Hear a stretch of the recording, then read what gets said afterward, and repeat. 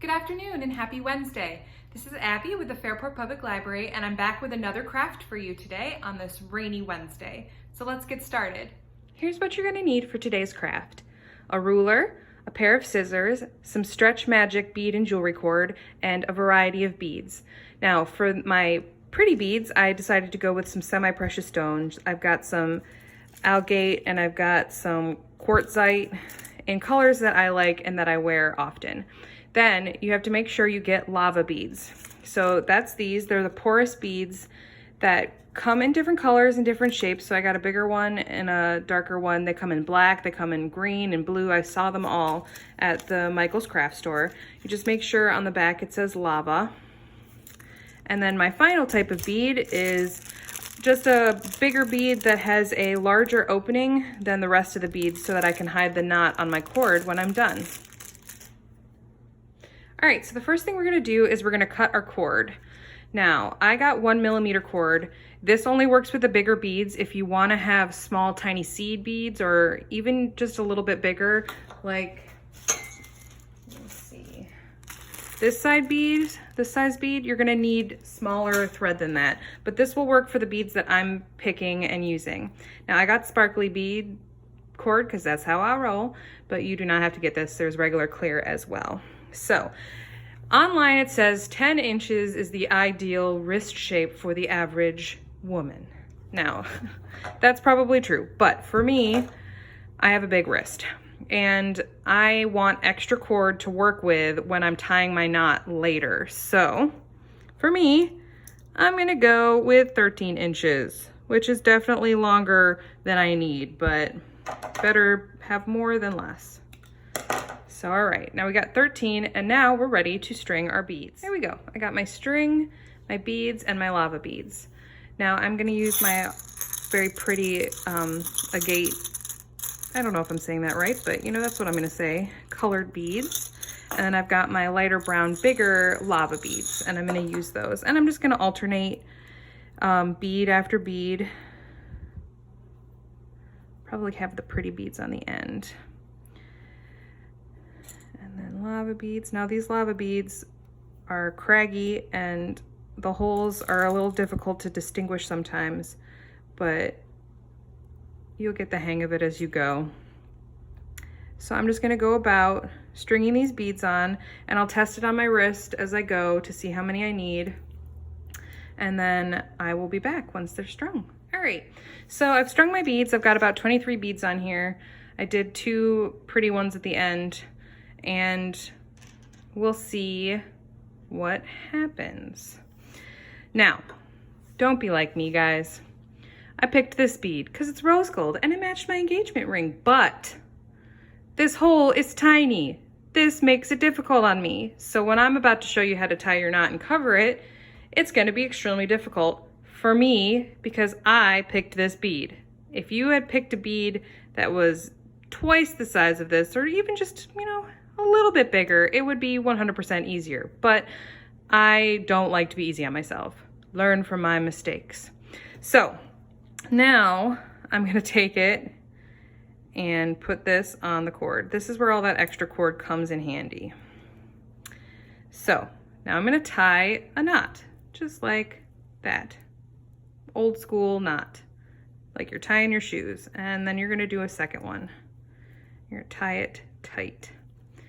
So then you're gonna tie it tighter by holding the bottom ones and pulling it.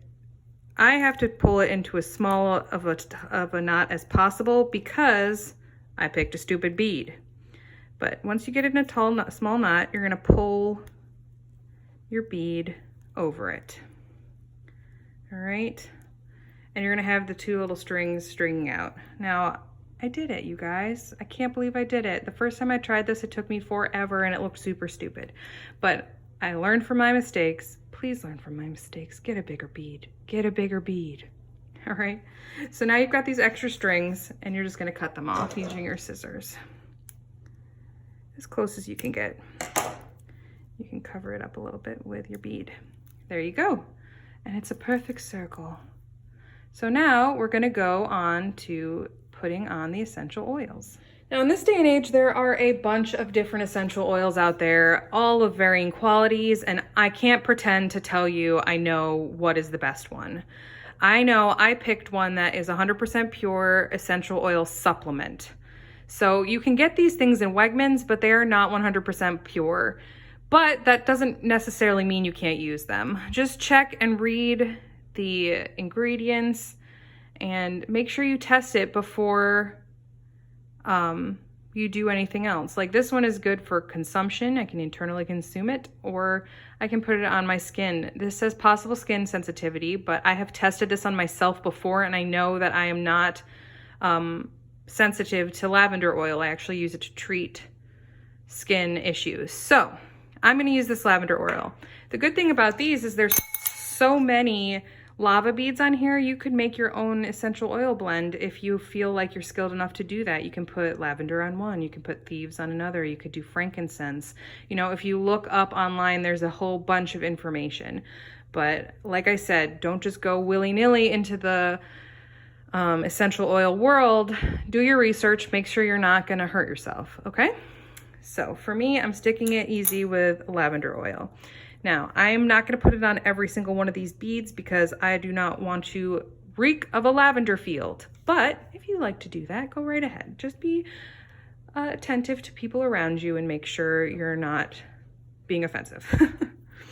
So I'm gonna just pick a few random beads and put 2 drops of oil on each bead. There we go. I'm gonna put one over here. You can see it soaking into the lava bead. And then I'm gonna put one near my wrist. Because the good thing about this bracelet is that it sits on your pulse point and the heat, natural heat from your body, you know, warms it up and releases that scent throughout the day. So there you go, and just like that. Now I'm gonna take a napkin and get the excess oil off the other beads.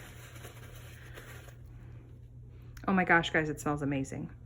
Oh, okay, so if you like the smell of lavender. So now it's done. So you can just let it in there. Now over time, the oil will wear off, but you can add new oils or add the same oils. And you know, it looks like a nice little natural bracelet and nobody would know that that delicious smell is coming from you. So this is great if you need to relax during the day. Lavender is a strong relaxation if you have a lot of stress at your job, or if you are in a room that smells terrible and you just need a break, you can sniff your wrist. So yeah, there you go. There you go, you did it. You made your own essential oil bracelets. Mine smell amazing. I love the smell of lavender, but I would be very interested to know what combinations you come up with.